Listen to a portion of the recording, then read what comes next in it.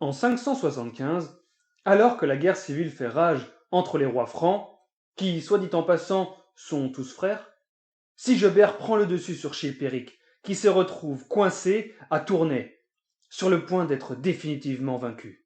Mais, alors que tout espoir est perdu, Sigebert est assassiné et Chilpéric peut respirer et même se jeter sur l'héritage de son frère. Rien d'anormal pour la période jusque-là. Seulement, l'action anodine d'un homme, suite à cet événement, va tout changer pour l'histoire de France. Le comte Gondebaud parvient à récupérer le fils de Sigebert avant l'arrivée de Chilpéric et à le ramener au cœur de leur territoire. C'est ainsi que la noblesse française va réellement s'éveiller.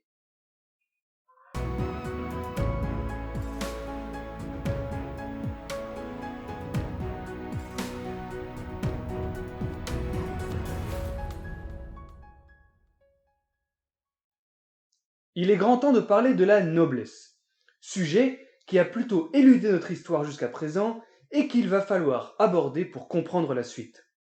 Mais avant tout, la noblesse, c'est quoi? Dans son livre, Grégoire de Tours ne se réfère qu'à deux titres de noblesse, les ducs et les comtes. Que sont-ils? Eh bien, ces deux titres sont dérivés de fonctions administratives de premier rang sous l'Empire romain. Le duc est alors un chef militaire et administratif s'occupant d'une province frontalière de l'Empire. À la fin de ce dernier, au 5e siècle, ils gagnèrent en importance et acquirent une quasi-totale indépendance pour certains. Sous les Mérovingiens, les ducs deviennent les maîtres de grandes régions du pays en restant proches du rôle originel.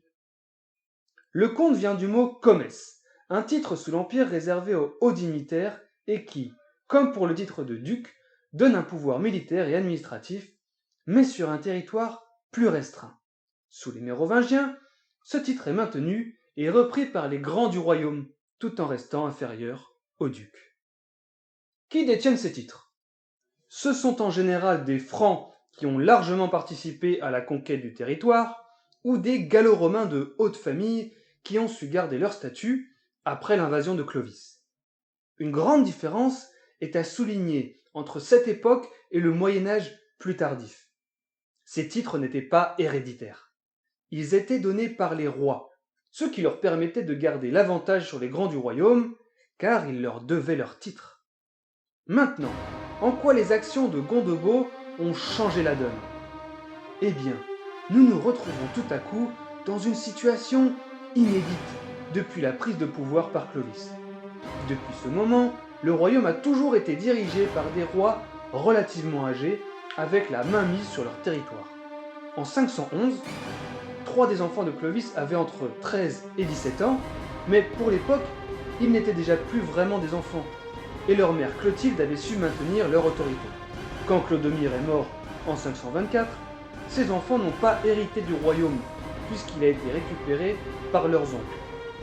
A l'inverse, en sauvant Childebert, le fils de Sigebert, d'une mort certaine, Gondebaud permet de maintenir le royaume de Reims indépendant des autres rois francs. Et comme Childebert n'a que 5 ans, il ne peut évidemment pas gouverner. Brunéo, sa mère, est en revanche attrapée et emprisonnée par Chilpéric. La porte est donc grande ouverte pour l'aristocratie austrasienne qui peut enfin imposer sa volonté. Ils gardent Childebert entre leurs mains pour légitimiser le régime et peuvent influencer les décisions du royaume comme bon leur semble. Cette situation est bien évidemment particulière à l'Austrasie, mais nous pouvons voir que l'idée se propage rapidement aux autres royaumes. Pourquoi? Eh bien, ces comtes et ducs possèdent les armées et les ressources de l'Austrasie, et leur aide dans la guerre civile qui n'a pas faibli est en permanence recherchée par les rois restants.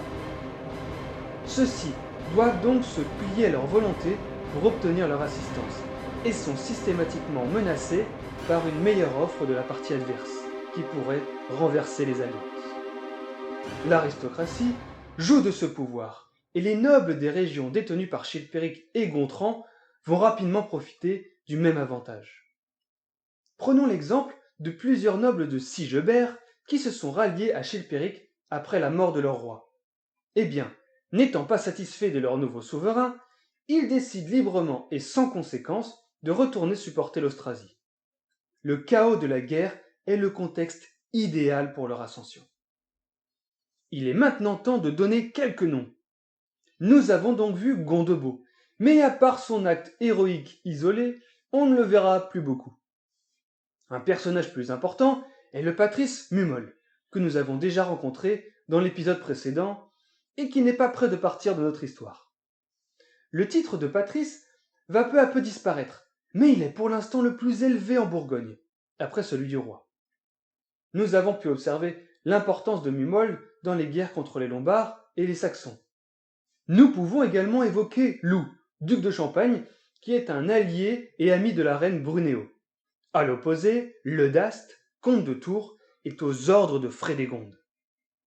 Mais celui qui va prendre une place grandissante dans notre histoire est apparu dans l'épisode précédent, Bosson.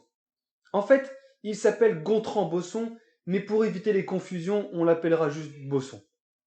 Si vous vous rappelez bien, Bosson était le duc à la tête de l'armée de Sigebert lorsque ce dernier avait attaqué et vaincu son frère. Plus sur lui dans les prochains épisodes. Penchons-nous maintenant sur ses réflexions pour identifier les assassins de Sigebert. D'après Grégoire de Tours, encore une fois, il n'y a aucun doute. Frédégonde est derrière ce meurtre. Mais n'oublions pas que c'est la seule source que nous avons sur la culpabilité de la reine de Soissons. Le motif est tout trouvé, puisque le roi de Reims allait les décimer. Mais, au vu de l'énorme bénéfice qu'a apporté la mort de Sigebert à la noblesse d'Austrasie, et l'étonnante rapidité avec laquelle Gondebaud a sécurisé l'héritier du trône d'Austrasie, cette aristocratie semble également être un très bon suspect. Suite à cela, les titres ne sont toujours pas héréditaires, et ne le deviendront que sous les Carolingiens, 2 siècles plus tard. Par contre, le pouvoir gagné par l'aristocratie leur permet d'imposer leur volonté jusqu'à une certaine limite. Et il ne fait guère de doute que les fils des comtes et des ducs, à ce moment de l'histoire, reprennent souvent les titres de leur père.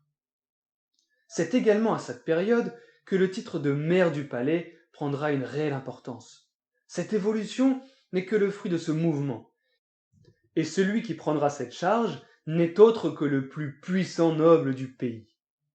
Ce n'est pas la charge qui donne le pouvoir, mais le pouvoir qui permet d'obtenir la charge, et ce pouvoir originel va peu à peu écraser celui du roi.